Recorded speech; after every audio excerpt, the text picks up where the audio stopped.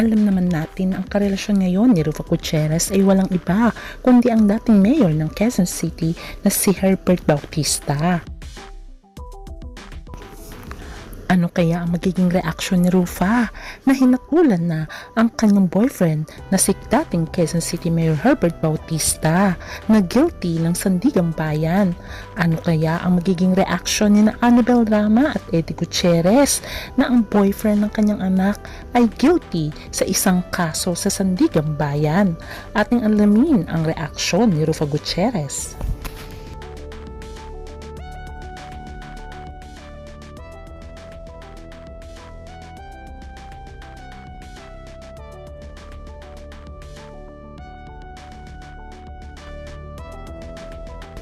Bago naging mayor si Herbert Bautista ay isa muna siyang comedian and actor. Nakilala siya dahil sa pelikulang Bagets. Dahil sa Bagets ay nagsimulang makilala si Herbert Bautista bilang actor-comedian. Sa kanyang buhay sa showbiz ay nagkaroon siya ng 2 karelasyon at meron siyang 4 na anak sa 2 babaeng ito. 2 ang naging anak niya sa non-showbiz na si Eloisa Matias, kung saan ay artista na rin ang panganay niyang si Reyes.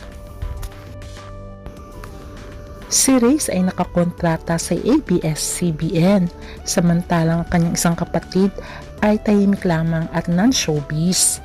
Samantalang naging kapartner niya rin si Tates Gana, kung saan 2 naman ang kanyang anak dito at ang isa ay active din. Graduated from ABS Kitty Show Going Bulilit.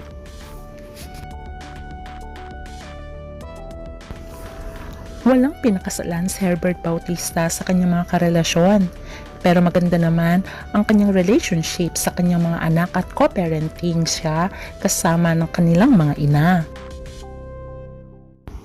Inamin ni Rufo Gutierrez na officially confirmed ang relationship niya with actor-politician Herbert Bautista at sinabi niyang it's always been serious between them.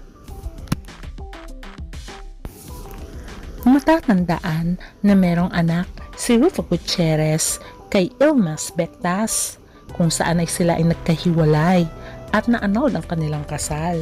Ngayon ay co-parenting siya sa kanyang dating asawang si Ilmas sa kanilang mga anak na si Lauren at si Venice. After ng separation niya sa kanyang ex-husband na si Ilmas Bectas ay nagkaroon din siya ng mga boyfriend na non-showbiz. Pero hindi rin nagtagal ang kanyang mga karelasyon dahil against doon ang kanyang inang si Annabel Rama until magkatrabaho sila ni Herbert Bautista na that time ay wala namang karelasyon.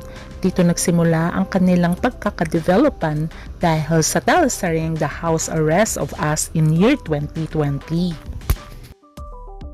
Inamin ni Rufa na mabait si Herbert at nice guy at boto naman ang kanyang mga magulang sa kanya.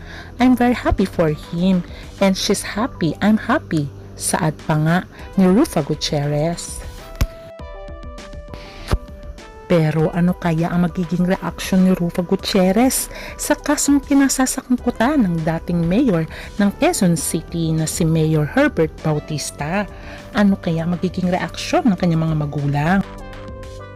Tahimik at nalungkot si Rufo Gutierrez sa kinasasangkutan ng kanyang boyfriend na si Herbert Bautista. Ngayon ay hinatulan na ng guilty ng sandigang bayan si Herbert Bautista kasama din ang dating city administrator nito na si Alvin Cunha dahil sa graft and corruption.